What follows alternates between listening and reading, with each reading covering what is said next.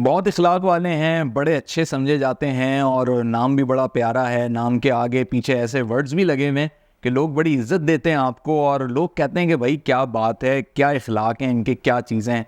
लेकिन professional life में work ethics आपके बिल्कुल ज़ीरो हैं। क्यों है?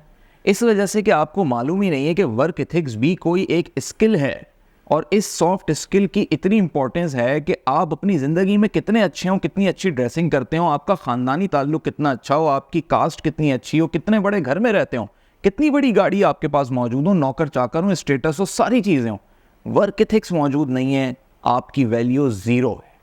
वर्क एथिक्स को लोग समझते ही नहीं, अंडरस्टैंड ही नहीं करते। लोग कहते हैं हम पंक्चुअलिटी तो फॉलो कर रहे हैं, ऑफिस जाते तो हैं, हम अपना काम कर तो रहे हैं, बिजनेस चल तो रहा है, हम अपने तरीके से जितना डिलीवर कर सकते हैं बेस्ट कर रहे हैं। भाई वर्क एथिक्स एक पूरा सब्जेक्ट है। वर्क एथिक्स आपको ये समझाता है कि आपके अंदर कौन से वो 5-6 पॉइंट्स होने चाहिए जिसकी वजह से दुनिया ये कहेगी कि हाँ, इस बंदे के अंदर वर्क एथिक्स मौजूद हैं। हो सकता है कुछ पॉइंट्स आप में हो सकता है कुछ ना हो, लेकिन इस वक्त केस स्टडी जो मुख्तलिफ जगहों पे की गई, फैक्ट्री से ले के जो लोग फ्रीलांसर हैं वो, और सबसे बड़ी बात मुख्तलिफ सेक्टर्स में जब मुख्तलिफ ऑर्गेनाइजेशंस में जाके विज़िट किया गया, लोगों से पूछा गया, उनको ऑब्ज़र्व किया गया, जज किया गया, उनकी अटेंडेंस शीट देखी गई और सबसे इंपॉर्टेंट चीज़ ये कि उनकी जो प्रोग्रेस शीट थी जब वो एचआर से मांगी गई तो उसमें अंदाज़ा हुआ कि उनके पास वर्क एथिक्स नहीं थे। वर्क एथिक्स सिर्फ ये नहीं होते कि जी आप गलत टाइम पे लंच कर रहे हैं या आप ऑफिस के रूल्स एंड रेगुलेशंस को तोड़ रहे हैं तो आप में वर्क एथिक्स नहीं है। मेरी तरफ से तो आप ऑफिस के सारे रूल्स एंड रेगुलेशन तोड़ें, नो इशू। वर्क एथिक्स बिल्कुल एक डिफरेंट चीज़ है। वर्क एथिक्स को कभी भी रूल्स एंड रेगुलेशन से नहीं जोड़िए। वर्क एथिक्स तो आपका अपना पर्सनल मैटर है। आप आज ऑर्गेनाइजेशन ए में काम कर रहे हैं, कल बी में करेंगे, परसों सी में काम करेंगे, तो ये वर्क एथिक्स सिर्फ ए के हद तक नहीं रह जाएंगे, या बी में थे तो बी की हद तक नहीं रह जाएंगे। जहां जाओगे वर्क एथिक्स साथ लेके जाओगे। तो ये क्या खूबियां हैं, कौन सा स्किल है कि जहां पे तुम जाओगे फिर तुमसे किसी को शिकायत नहीं होगी, बल्कि तुम मिसाल बन जाओगे। तो वर्क एथिक्स के सॉफ्ट स्किल को समझ लो, बड़ा इंपॉर्टेंट है, बहुत मुश्किल नहीं है, आसान सा है। कुछ चीज़ें करते होगे, कुछ नहीं कर रहे हो तो उसे इंप्रूव कर लेना। सबसे पहली चीज़ है रिस्पॉन्सिबिलिटी। रिस्पॉन्सिबिलिटी पहला पॉइंट है। देखिए, आपको जब कोई बंदा तनख्वाह दे रहा है या आपको कोई क्लाइंट पैसे दे रहा है कि आप मेरा ये काम कर दें, या आपने किसी से लोन लिया है कि मैं इस लोन पे बिजनेस करूंगा, तो आप रिस्पॉन्सिबल बन गए। ये रिस्पॉन्सिबिलिटी आपकी सेल्फ भी हो सकती है, यानी किसी ने आपको कुछ नहीं दिया, आपके अपने पैसे जोड़े हुए थे, आपने जमा किए थे, बड़ी मुश्किल से 10 लाख रुपए आपने जमा किए और बड़ी मेहनत से जमा किए। अब वो 10 लाख रुपए आपने खुद यूज़ करना शुरू किए किसी बिजनेस में, तो आप सेल्फ रिस्पॉन्सिबल बन गए उस 10 लाख रुपए की इन्वेस्टमेंट के, कि आप उसे सही इन्वेस्ट कर रहे हैं कि नहीं। अब रिस्पॉन्सिबिलिटी कहाँ दिखेगी?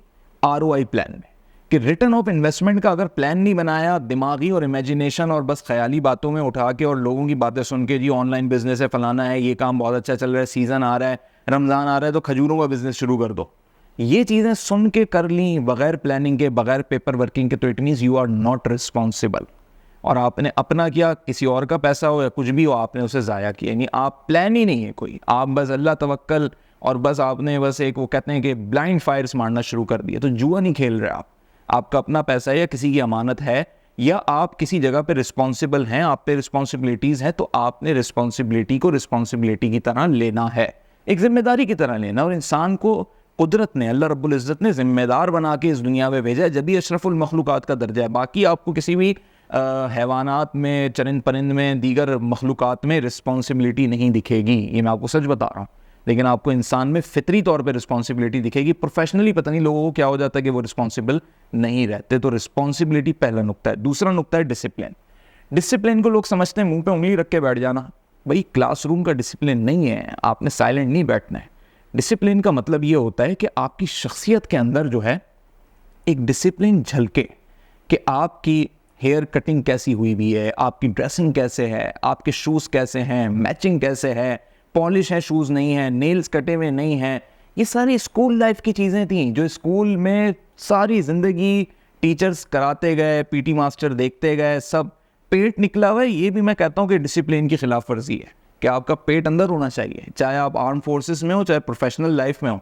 क्योंकि आप जब जाते हैं, आप आउटलेट्स पे देखते हैं, आपको किसी भी आउटलेट पे आज तक कोई भी मैन सूट, कोई भी शर्ट, कोई भी पैंट ऐसी दिखी है कि उसमें डमी का पेट निकला हुआ हो? कोई भी एक टी शर्ट आपको ऐसी दिखी है कि कोई भी किसी आउटलेट के ऊपर एक पूरा जो है ना एक मॉडल लगा हुआ हो, एक डमी लगी हुई हो, और उसका टमी निकला हुआ हो, उसका पूरा पेट निकला हुआ, कभी देखा? अगर रखते वो लोग ऐसा टमी वाला मॉडल या ऐसे बुटीक्स पे रखी होती या ऐसे आउटलेट्स पे रखी होती, लोग खरीदते ही नहीं, लोगों को अच्छा नहीं लगता देखने में। तो जब डमी अच्छी नहीं लगती तो जिंदा इंसान क्यों अच्छा लगेगा? तो इट मीन्स कि आपकी पोस्टर में डिसिप्लिन नहीं है, आपकी खुराक में डिसिप्लिन नहीं है, आपके इनटेक में डिसिप्लिन नहीं है। और यही चीज़ जज करता है एक एम्प्लॉयर, एक कॉन्ट्रैक्टर, एक क्लाइंट, एक CEO लेवल का शख्स कि यार ये शख्स में ये चीज़ है, बड़ा मतलब ये हर वक्त ना खाने पे इसका फोकस रहेगा, मीटिंग होगी ना तो इसका इंटरेस्ट मीटिंग में एजेंडा से हटके जो है ना समोसों पे ज़्यादा रहेगा, चाय पे ज़्यादा रहेगा। और करते हैं ऐसा लोग कि मीटिंग में जाते हैं तो वो वेन्यू को सुन के सिर्फ वो बेचैन हो जाते हैं। अच्छा जी PC में मैरियट में मीटिंग है, तो जहन में ये नहीं होता उनके कि जी वो मीटिंग क्या है, जहन में ये होता है कि वेन्यू अच्छा है तो खाना अच्छा मिलेगा, हाई टी अच्छी मिलेगी। ये लेवल का जब आपका होगा माइंडसेट तो it means you are not discipline person. Discipline शख्स जो होता है वो अपने एजेंडा को फोकस करता है। इसको कहते हैं ना मतलब आपको रखना पड़ता है, क्योंकि आपने जब अपना आपको डिसिप्लिन शो करना है, अपना डिसिप्लिन शो करना है तो आपको अपने मतलब की हद तक बात रखनी है। ये नहीं करना है कि जी अगर क्लाइंट के साथ 2 खवातीन आ गई तो वो डिसिप्लिन ही आउट हो गया, उसका फोकस ही आउट हो गया सारा। मतलब रखना है कि मैं बैठा इस पर्पस से हूँ, ये मेरा एजेंडा, ये फोकस है। तीसरा पॉइंट इसके अंदर क्या है? डिपेंडेबिलिटी। ये बड़ी इंपॉर्टेंट चीज़ है कि आपके वर्क एथिक्स के अंदर आपके ऊपर कुछ लोगों की डिपेंडेबिलिटी है और आप भी बहुत सारे लोगों के ऊपर डिपेंडेंट हैं।